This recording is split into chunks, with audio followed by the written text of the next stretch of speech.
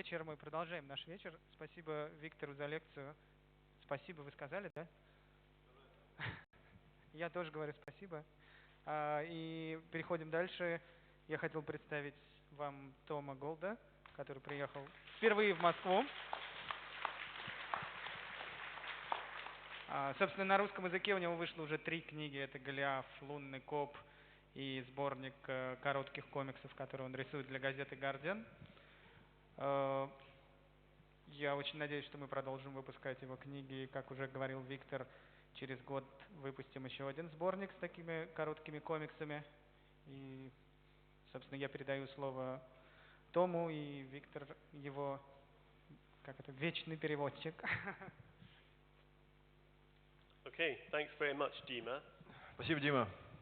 I hope this presentation is going to go okay. I'm going to click through some images. Я надеюсь, все пройдет хорошо. Я буду переключать между картинками. And I'll be reading some comics and talking a little about some of the images. Я буду читать комиксы и немножко рассказывать о них. So just bear with us. Victor's going to translate what I say, and I hope we'll all manage to muddle through together. Я надеюсь, что все будет понятно, и мы справимся. Well, I guess I'll start with Mooncop is my new book, and Mooncop kind of came out of partly thinking about some of the clichés of science fiction that I grew up with. Mooncop — это «Лунный полицейский», моя новая книга, и я бы хотел с нее начать. Она началась работа над ней из каких-то клише с научной фантастики, с которыми я вырос. And so first I'm going to show it's not part of Mooncop. It's 2 alphabets I made, kind of celebrating my love of science fiction and also teasing the fact that in sci-fi it always seems the future world is a fantastic utopia which is brilliant or a really terrible dystopia. Я хотел бы начать с 2 алфавитов, которые я сделал. Они посвящены моей любви к научной фантастике, и одновременно они издеваются над тем фактом, что в научной фантастике мир либо прекрасен и замечателен в будущем, либо это ужасная, чудовищная антиутопия. And so I made these 2 alphabets celebrating that, where each letter supplies an idea, and I think this might be a bit of a translation test for Victor. So это будет тест на перевод для меня, но сейчас попробуем. Наше прекрасное будущее. An alphabetical guide to our wonderful future. Алфавитный гид к нашему волшебному прекрасному будущему. Aerial cities. Воздушные города. Bionic limbs. Бионические конечности. Commuter tubes. Трубы сообщения. Droid medics. Роботы-врачи. Energy crystals. Энергетические кристаллы. Food for all. Еда для всех. Galactic government. Галактическое правительство. Hover cars. Летающие машины. Interdimensional communication. Связь между измерениями. Jetpacks. Ракетные ранцы. Kindly aliens. Дружелюбные пришельцы. Light speed travel. Путешествия на скоростях света. Minimalism. Минимализм. New age music. Музыка New Age. Orbiting farms. Орбитные летающие фермы. Polymorphous artwork. Меняющие форму скульптуры, меняющие форму искусства. Quantum computers. Квантовые компьютеры. Robot servants. Роботы-слуги. Space tourism. Космический туризм. Teleport booths. Будки телепортации. Unisex clothes. Одежда унисекс. Virtual reality. Виртуальная реальность. Weather control. Контроль над погодой. Xenopets. Другие домашние животные. Youth pods. Капсулы юности. Zero G sport. Спорт в нулевой гравитации. And now we come to an alphabetical guide to our dreadful future. Теперь мы переходим к алфавитному гиду по нашему чудовищному, ужасному будущему. Atomic wasteland. Атомные пустоши. Bunkers. Бункеры. cannibal gangs, отряды каннибалов, банды каннибалов, deadly plants, чудовищные смертоносные растения, evil corporations, злая корпорация, forgotten technology, забытая технология, giant worms, гигантские черви, homicidal computer, компьютер-убийца, на ней написано «убей, убей, убей, убей», insect overlords, повелители насекомые, junk gathering, сбор мусора, killbots, роботы-убийцы, lunar shipwrecks, космические авиакатастрофы, космокатастрофы на Луне, mutants, мутанты, neutron rays, нейтронные лучи, off-world prisons, тюрьмы в космосе, pollution, загрязнение, quad tank, четырехногие танки, road warriors, воины дорог, sinister new religions, мрачные новые религии, thought police, полиция мысли, virus-carrying meteorites, метеорит, несущие чудовищные вирусы, weaponized animals, вооруженные животные, X-ray storms, штормы, радиационные штормы, yearly floods, ежегодный потоп, Zeppelin attacks. нападение с дирижаблей. And that's the end. I think Victor deserves a round of applause for his translation there. Похлопайте мне, спасибо. So that kind of takes us on to Mooncop and where the idea for the book came from. Я сейчас расскажу, переходим уже к лунному полицейскому, откуда появилась идея книги. Здесь написано «Приветствие с Луны». I always loved science fiction, and as a child I loved Star Wars, and I liked Star Trek a bit less, but I still liked it, and I loved comics about space.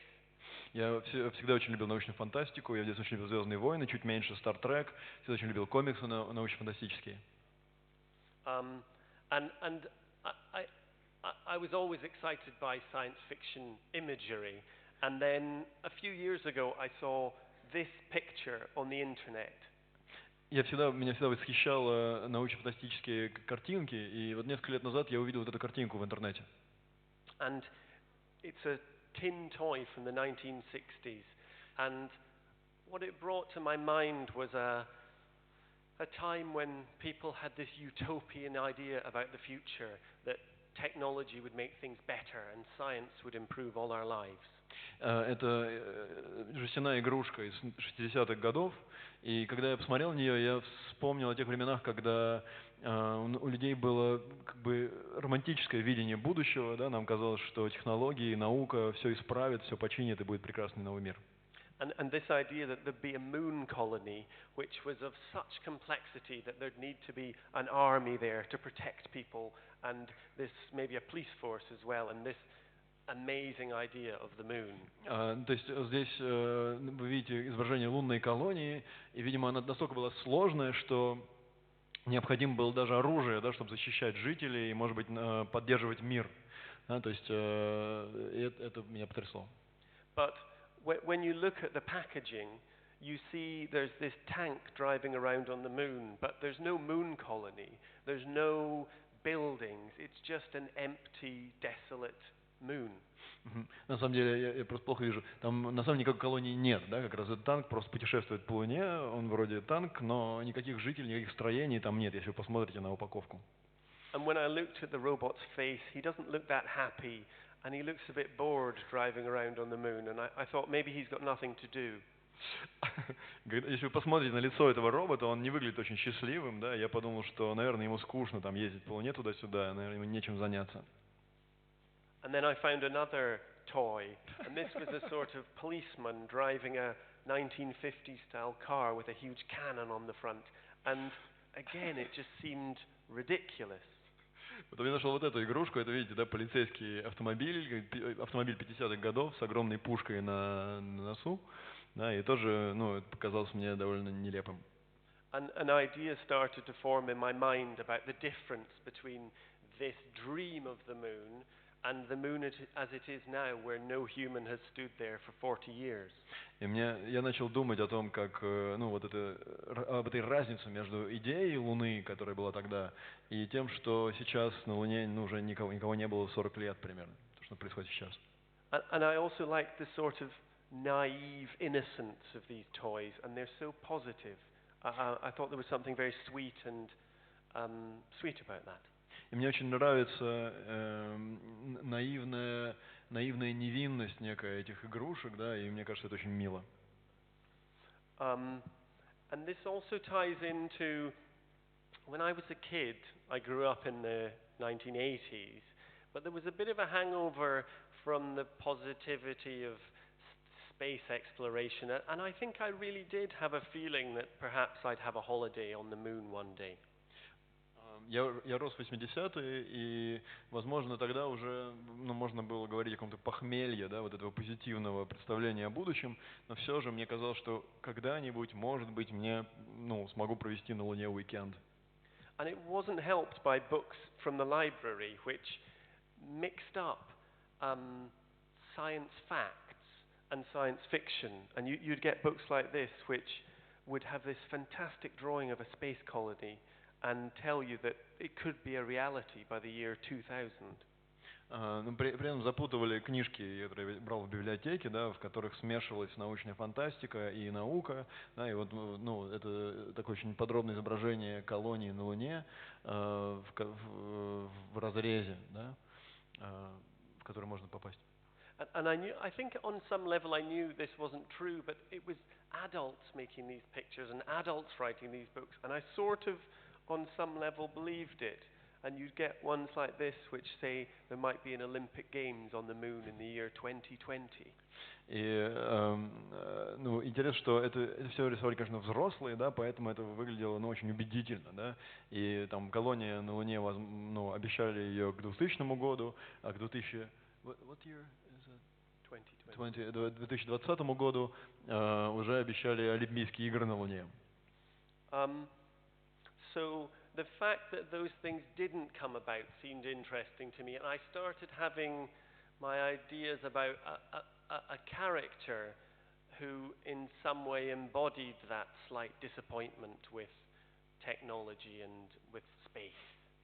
То, что это будущее не наступило, меня очень интересовало, интриговало. Я стал думать, искать персонажа, который мог бы воплотить в себе вот это легкое разочарование, легкое похмелье, да, от не наступившего будущего.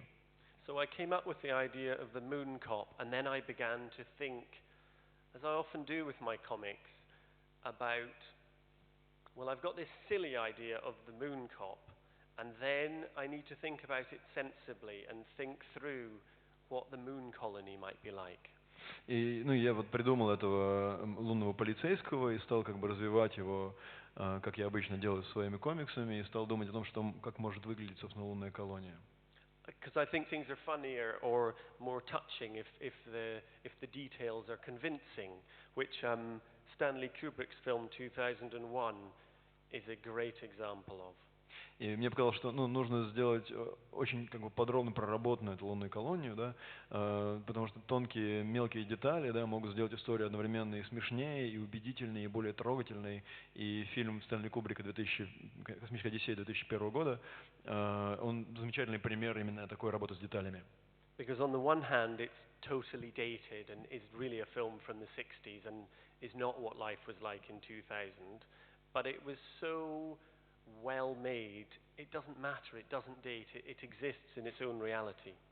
Несмотря на то, что этот фильм уже устарел, да, этот фильм остался в 60-х, в смысле из 60-х, но он настолько качественно, классно сделан, да, что он не стареет, да, он живет в своем собственном мире и там абсолютно убедителен. And this is just one of the examples of the detail where some of the spacemen eat some sandwiches, and I loved that, and I loved the detail of Stanley Kubrick getting someone to design the cool box for the sandwiches, and the men complain about the sandwiches not being very good.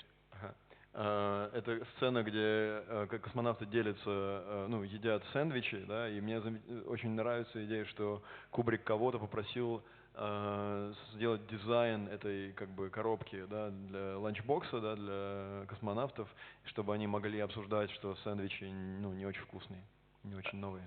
And I thought it would be funny if my version of space was more about the sandwiches and the sandwich boxes than about any grand narrative about humanity. И я подумал, что я хочу, чтобы моя история про Луну была больше про сэндвичи и про коробки для сэндвичей, чем про большое повествование, большой нарратив о людях в космосе, человечестве в космосе. And if you look in Mooncop, you'll see there's a couple of props from 2001 which appear in there, the space shuttle and this sort of weird 1960s iPad.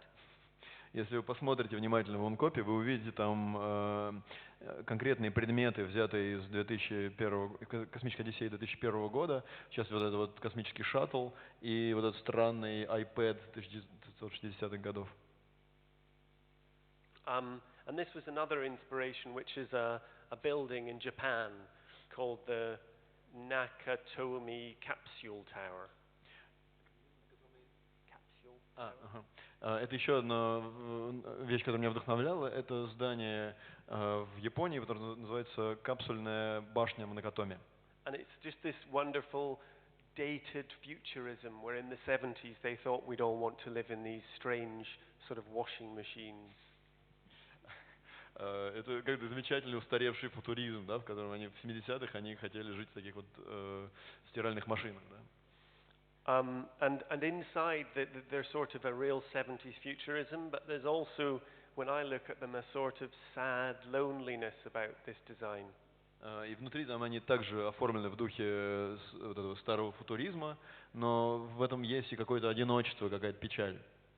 So when I was designing an apartment for my Mooncop character to live in, I wanted him to be in a capsule tower, which kind of enhances the isolation he feels.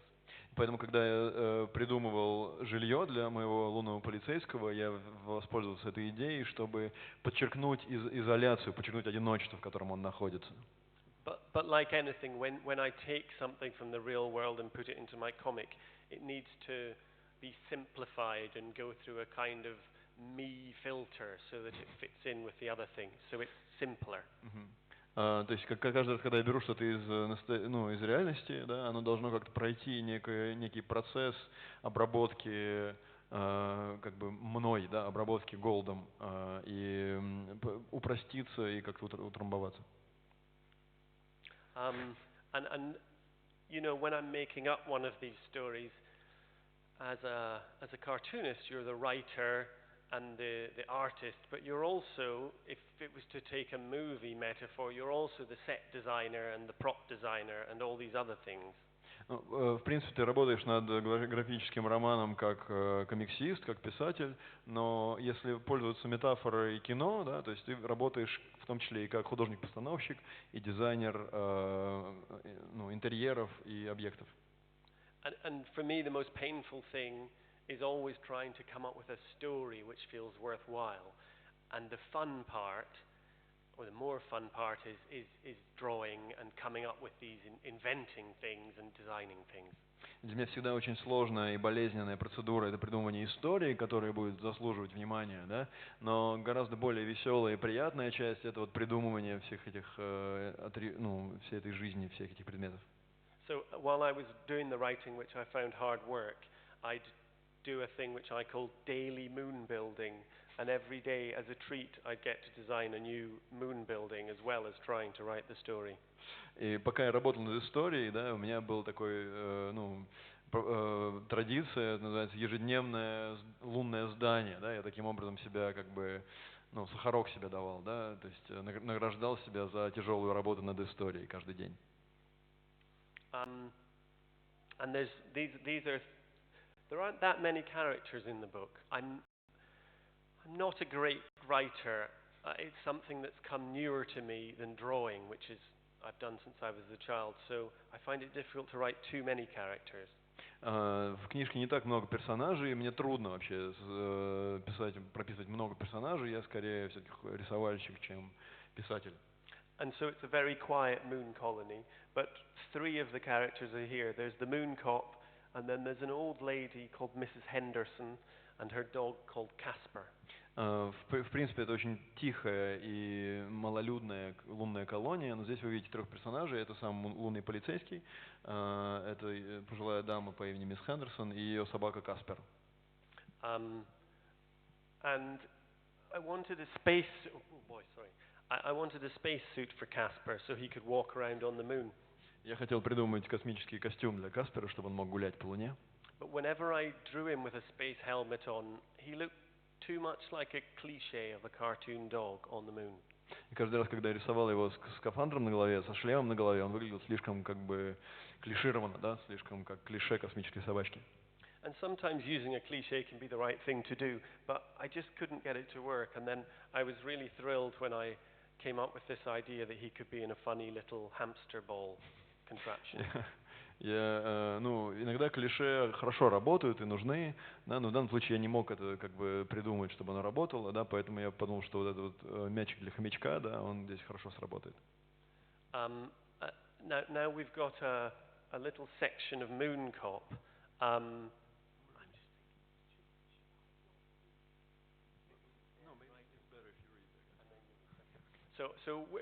Victor's going to translate. It might be a little slower than usual, but I think, well, I hope you'll enjoy it. Мы сейчас прочитаем небольшой фрагмент из Мункопа. And this features those characters.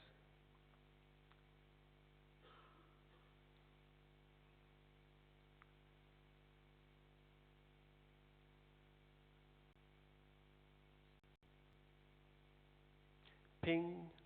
Ping. Assistance required. Sector 1.3. Необходима помощь. Сектор 1.3.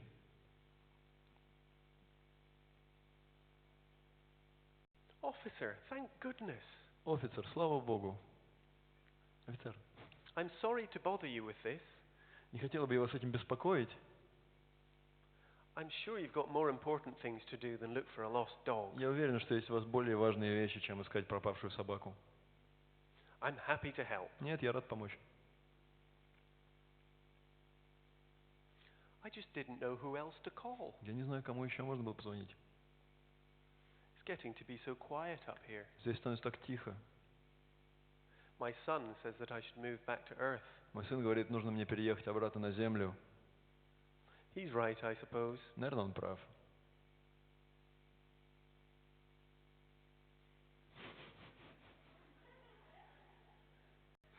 My husband and I were amongst the first people to come and live here.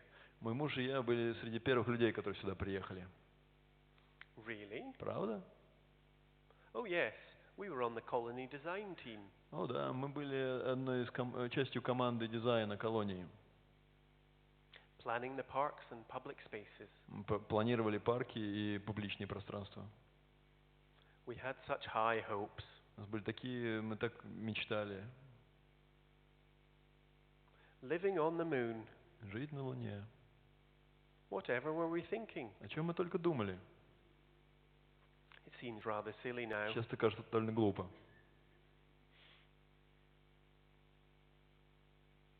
Not to me. Мне нет.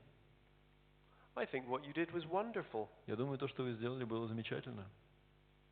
That's very nice of you to say, dear. Это очень мило, что ты это сказал, дорогой, что вы это сказали. Bip. Бип. Motion detected. Зафиксировано движение. Aha, there he is. Ага, вот он. I'll be back with him in a minute. Я вернусь с ним через минуту.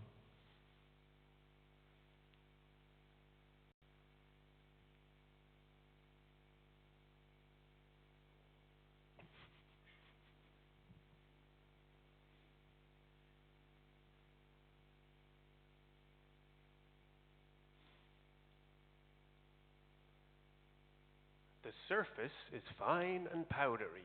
Поверхность гладкая и пыльная. It has a stark beauty all its own, like the high desert of the United States. У нее резкая собственная красота, как в высокогорная пустыня в Соединенных Штатах. It's different, but it's very pretty out there. И, конечно, все по-другому, но здесь довольно мило и красиво. Mr. Armstrong? Мистер Армстронг.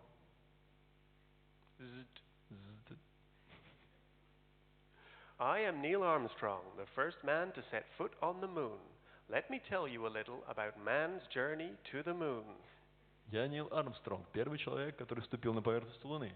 Дайте-ка я расскажу вам кое-что о путешествии человека на Луну. Not right now. Will you come with me? Не сейчас. Пойдемте со мной, пожалуйста. Roger. Принято.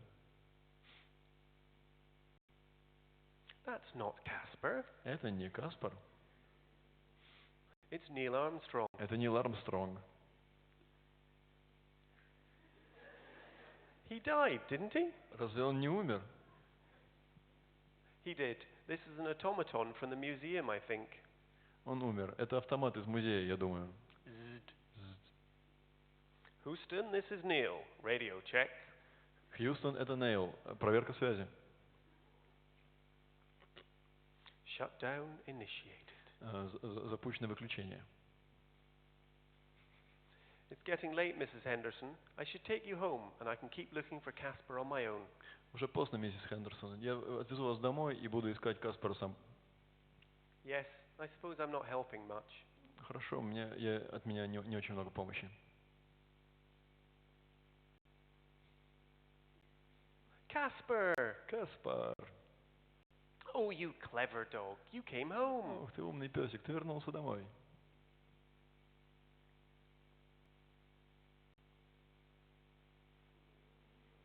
Museum of the Moon. Музей Луны.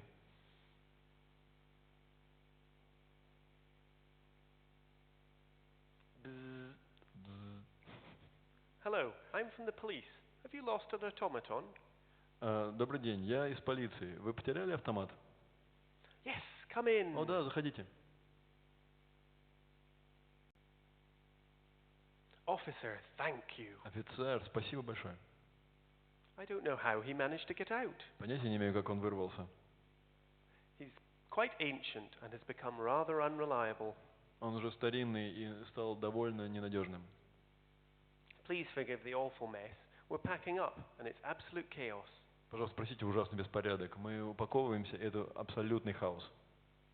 You're closing. Вы закрываетесь? The collection is being moved to the Space Museum of Beijing. Коллекция переносится в Космический музей Пекина. Beep, beep, beep. Пип-пип-пип. I'm sorry, I must get that. Прошу прощения, я должна снять трубку. Sure, I'll see myself out. Конечно, я найду выход.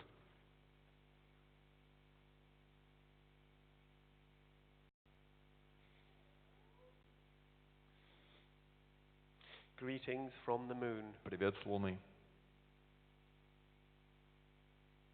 You have to buy the book if you want to read the rest. Вам придется прочитать всю книжку. Thank you very much. As I was saying, that story began just in really the moment I saw that tin toy, and it came together in my mind quite quickly. Я, как рассказал, история началась с момента, когда я увидел эту жестяную игрушку, и довольно быстро срослась в целую историю у меня в голове.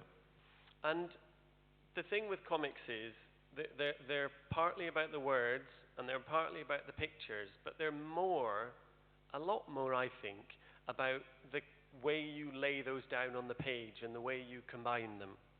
В комиксе важна часть текстовая и часть картиночная, но самое интересное происходит там, где они пересекаются, как вы раскладываете текст и картинки на листе и как они взаимодействуют.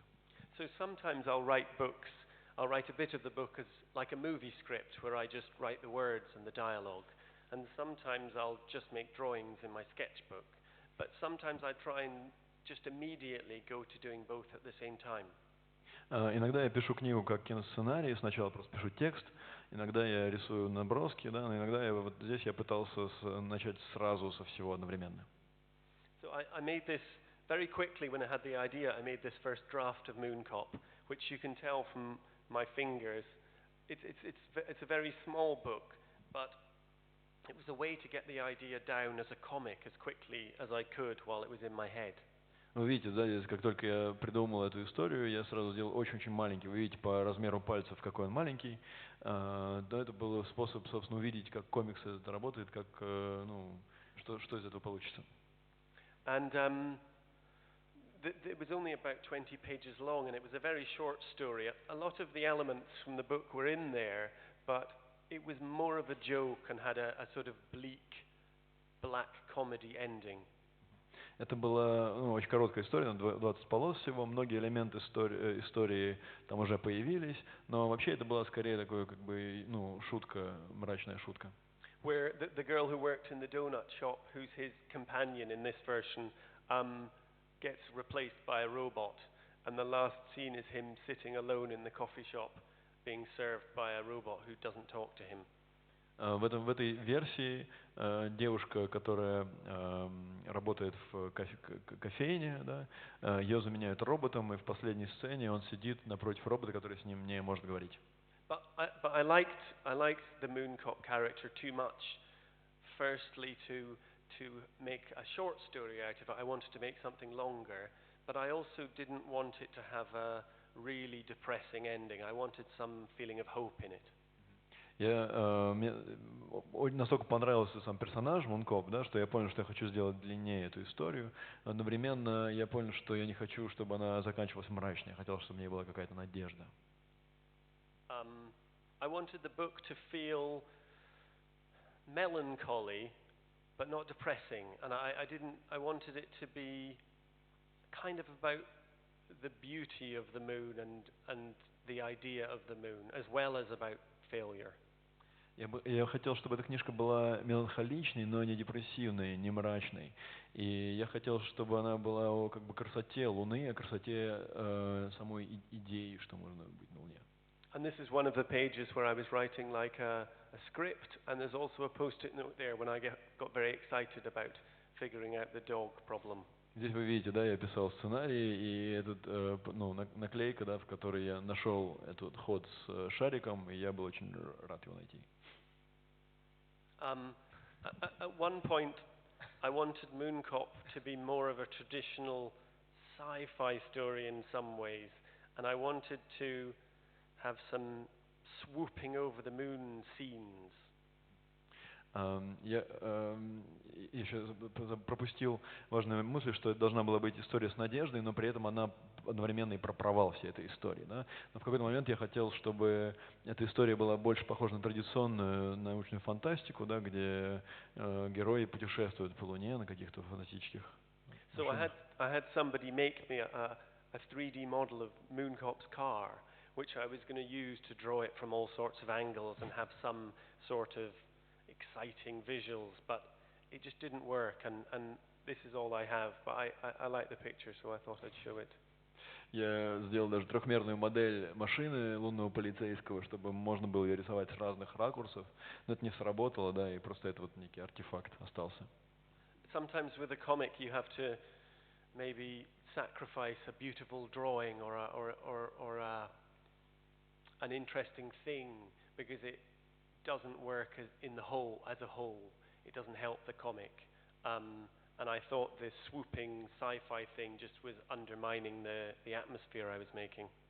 Иногда в комиксе приходится жертвовать красивой картинкой, красивым решением, да, потому что оно не работает в целом на как бы цельную идею книжки. И в данном случае я почувствовал, что эта космическая фантастика, да, с путешествием по Луне нарушит идею вот этой атмосферы, которую я хотел.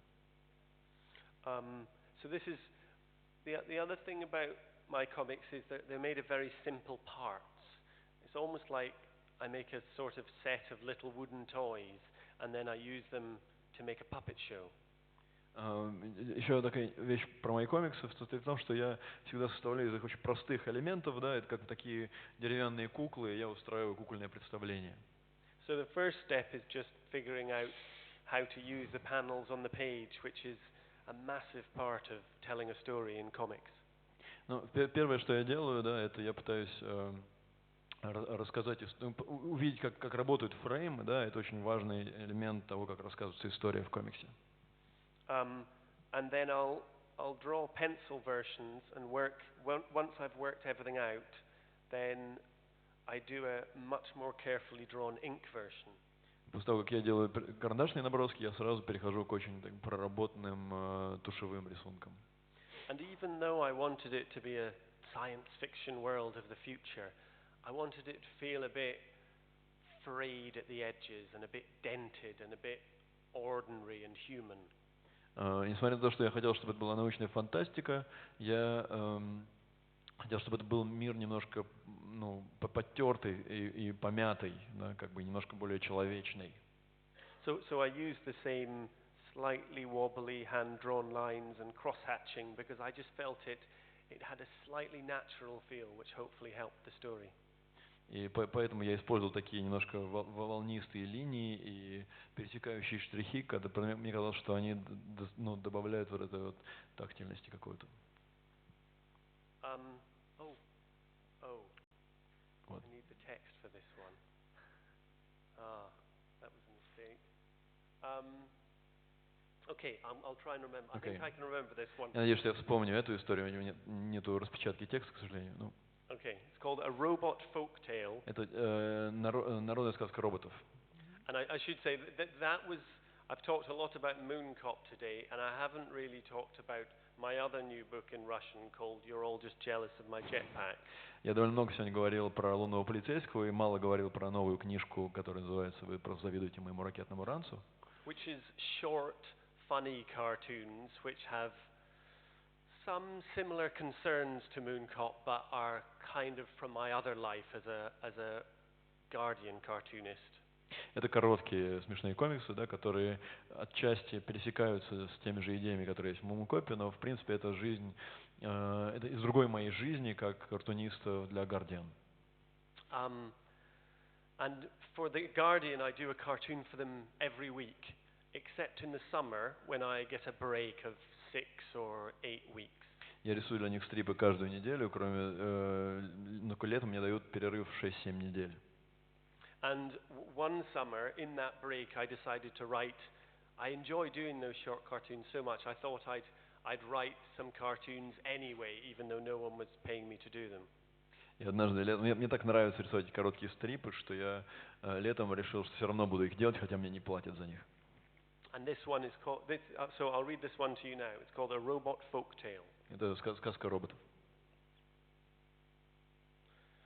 Once upon a time, a CP-500 and an X-600 lived together. Однажды CP-500 и X-800 жили вместе. The XP-500 went out into the woods every day to hunt. XP-500 ходил каждый день в лес и охотился. While the P-500 stayed at home to do the cooking. А P-500 оставался дома и готовил. This worked well. Все шло хорошо. Until one day, another robot made fun of the hunter and said he had a difficult life while his friend got to stay at home all day long. Пока однажды другой робот не посмеялся над охотником и не сказал, что пока ты занимаешься тяжелой работой, а твой друг остается дома все это время. So the hunter demanded they exchange roles. И охотник потребовал, чтобы они поменялись ролями. The next day, the home robot went into the woods to hunt food, but was set upon by robbers and broken up for scrap.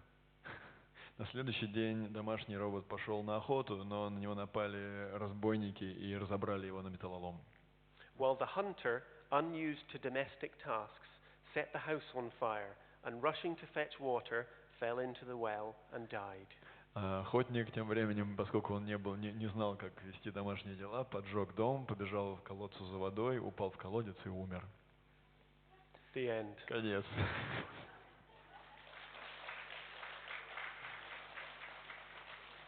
That's kind of based on a real Grimm's fairy tale called The Mouse, the Bird and the Sausage. Это основывается на реальной сказке братьев Гримм, которая называется «Мышка, птичка и сосиска». And it seems to me it's got a really sad message, which is stick to what you know and never try anything new, or it's going to end in disaster. У нее очень грустная мораль, что типа оставайся, делай то, что ты и так умеешь, иначе все кончится плохо. Which, you know, maybe that was why they told that story to peasants, to just kind of say, stay in your place. То есть эту историю как бы рассказывали крестьянам, да, чтобы они оставались на месте, не рыпались. So that is the end of my slideshow presentation. Так что на этом заканчивается мое слайд-шоу. I wonder if anyone in the audience has any questions. Если есть вопросы, пожалуйста, задавайте.